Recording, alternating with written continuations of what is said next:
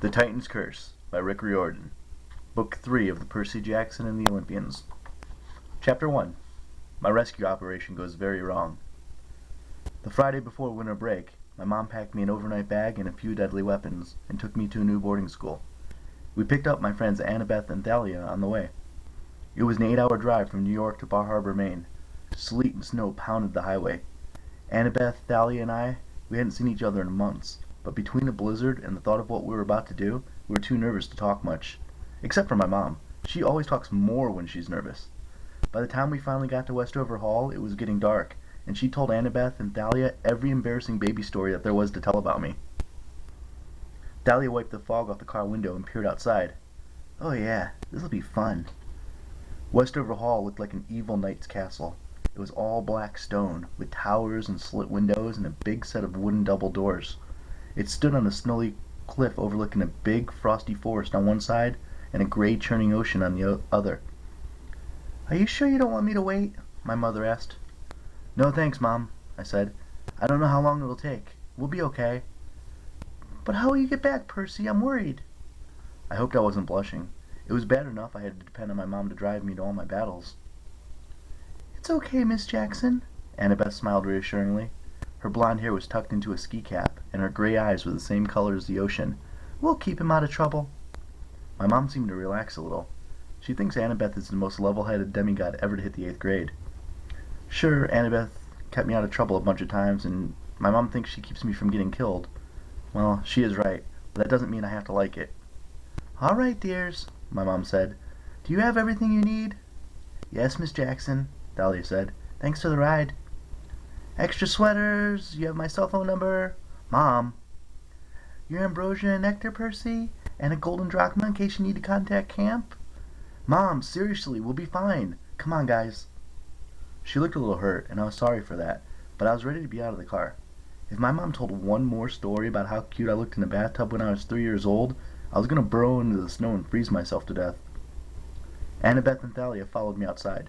The wind blew straight through my coat like ice daggers. Once my mother's car was out of sight, Thalia said, "Your mom is so cool, Percy." "She's pretty okay," I admitted. "What about you? You ever get in touch with your mom?" As soon as I said it, I wished I hadn't. Thalia was great at giving evil looks. What with the punk clothes she always wore, the ripped-up army jacket, black leather pants, the chain jewelry, and the black eyeliner over those intense blue eyes. But the look she gave me now was a perfect evil 10. "If it was any of your business, Percy—" "We'd better get inside," Annabeth interrupted. "Grover will be waiting." Thalia looked at the castle and shivered. "You're right. I wonder what he found here that made him send the distress call."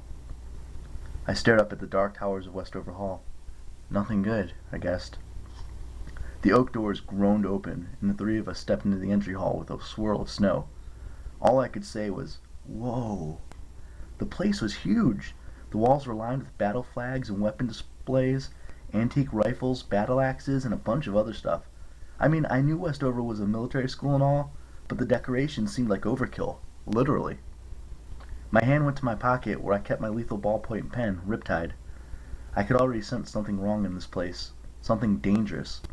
Thalia was rubbing her silver bracelet, her favorite magic item. I knew we were thinking the same thing. A fight was coming. Annabeth started to say, "I wonder where he—" The door slammed shut behind us. "Okay," I mumbled. "Guess we'll stay a while." I could hear music echoing on the other end of the hall. It sounded like dance music. We stashed our overnight bags behind a pillar and started down the hall. We hadn't gotten very far when I heard footsteps on the stone floor, and a man and woman marched out of the shadows to intercept us. They both had short gray hair and black military-style uniforms with red trim. The woman had a wispy mustache, and the guy was clean-shaven, which seemed kind of backward to me. They both walked stiffly, like they had broomsticks taped to their spines. "Well," the woman demanded, "what are you doing here?" I hadn't really planned for this. I'd been so focused on getting to Grover and finding out what was wrong, I hadn't considered that someone might question 3 kids sneaking into the school at night. We hadn't talked in the car about how we'd get inside.